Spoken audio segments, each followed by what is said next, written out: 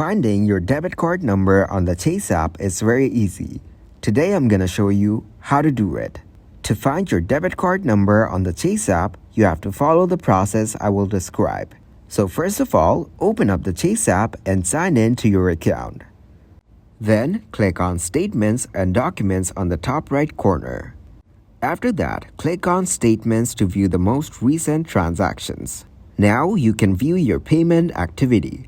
Click on the topmost transaction. Then, you can now see specific details and sensitive information related to the transaction. Right after that, go to the gray box under Account Summary. Lastly, you will find your 16-digit debit card number on the first entry written beside the account number.